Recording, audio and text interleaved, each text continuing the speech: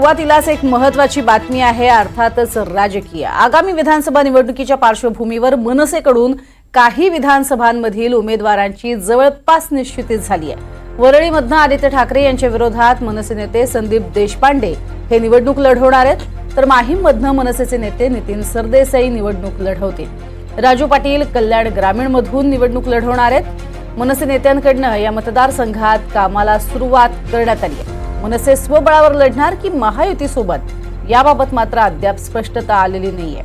मात्र काही विधानसभेमध्ये मनसे प्रमुख राज ठाकरे यांच्याकडून उमेदवारांना ग्रीन सिग्नल देण्यात आलाय। काही ठिकाणी मनसेनं कामाला सुरुवात केली आहे।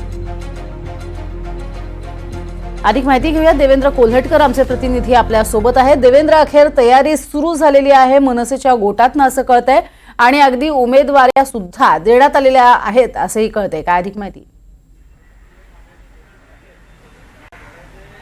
प्रज्ञा, आपल्याला माहिती आहे की लोकसभा निवडणुका पार पडलेल्या आहेत आणि सगळ्याच पक्षांचं लक्ष लागलेलं आहे, ते म्हणजे महाराष्ट्रामध्ये होणारी विधानसभा निवडणूक। मनसेच्या दृष्टीने देखील आता तयारीला सुरुवात झालेली आहे आणि मनसेने काही विधानसभेमधली नावं जी आहेत, उमेदवार जे आहेत ते निश्चित केलेले आहे। मनसे प्रमुख राज ठाकरे यांनी काही उमेदवारांना ग्रीन सिग्नल दिल्याची देखील माहिती आहे। खास करून यामधील महत्त्वाचं नाव म्हणजे वरळीमधून मनसेचे जे नेते आहेत संदीप देशपांडे हे शिवसेनेचे नेते आणि युवासेना प्रमुख आदित्य ठाकरे यांच्या विरोधात निवडणूक लढणार आहेत, तर त्याचसोबत माहीममधून मनसे चे नेते नितीन सरदेसाई यांना देखील ग्रीन सिग्नल मिळाल्याची आपल्याला माहिती आहे। तर कल्याण ग्रामीणचे मनसेचे जे एकमेव आमदार आहेत राजू पाटील यांना देखील ग्रीन सिग्नल देण्यात आलेले आहे। तर ठाण्यामधून अविनाश जाधव यांचं देखील आपल्याला नाव समजतंय। जवळपास 4 ते 5 उमेदवारांना जे आहेत ते राज ठाकरे यांच्याकडून ग्रीन सिग्नल देण्यात आल्याची माहिती आहे। मनसे आता महायुतीसोबत निवडणूक लढणार की स्वबळावर लढणार याबाबतची स्पष्टता जी आहे ती आलेली नाहीये। मात्र आपल्याला माहिती आहे की लोकसभा निवडणुकीमध्ये महायुतीला बिनशर्त पाठिंबा दिल्यानंतर राज ठाकरे यांनी मनसैनिकांना आदेश दिला होता की आता तुम्ही विधानसभेच्या तयारीच्या दृष्टीने कामाला सुरुवात करा आणि त्याच अनुषंगे आपण बघतोय की आता लोकसभा निवडणूक झाल्यानंतर मनसेकडून जे आहे ते मनसेमधील जी प्रमुख काही नेते मंडळी आहेत त्यांना जे आहे ते ग्रीन सिग्नल दिलेलं आहे।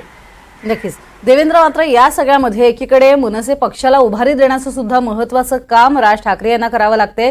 एकीकडे महायुतीसाठी त्यांनी दिलेला जो पाठिंबा होता तो तितकाच महत्त्वाचा होता, पण आता ज्या पद्धतीनं त्यांनी हे उमेदवार उभे करण्याचं सूचित केलेलं आहे त्या अर्थानं ते पुन्हा एकदा सक्रिय होताना आपल्याला पाहायला मिळतात आणि सगळे जे कार्यकर्ते आहेत त्यांच्यामध्ये एक प्रकारे ऊर्जा निर्माण करण्याचा प्रयत्न करतायत असं म्हणायचं का? कारण पुन्हा येत्या काळामध्ये महानगरपालिका निवडणुका सुद्धा आहेत।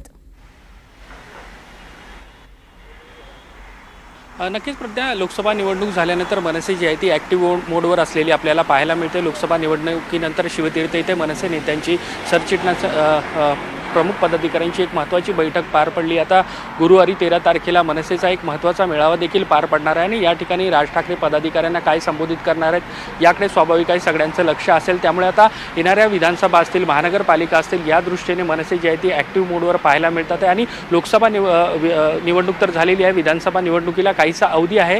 मात्र तत्पूर्वीच काही प्रमुख जी नेते मंडळी आहेत यांना ग्रीन सिग्नल जो आहे तो राज ठाकरे यांनी दिल्याचं कळतंय। त्यामुळे मनसे जे आहे ते विधानसभा निवडणुकीकडे अत्यंत गांभीर्याने पाहता आणि त्या दृष्टीनेच आता लढाईचं आणि जिंकायचं याच ऊर्जेतून काहीसा प्रयत्न जो आहे तो मनसेचा आहे आणि त्याच दृष्टीने काहीसा आधीच जे आहे ते मनसेकडून उमेदवारांना ग्रीन सिग्नल देण्यात येतोय। महत्त्वाचं म्हणजे आता मनसेने जे आहे ते महायुतीला बिनशर्त पाठिंबा दिलेला आहे। त्यामुळे आता मनसे जर महायुतीसोबत लढत असेल तर जागा ज्या आहेत त्या काही निश्चित कराव्या लागणार।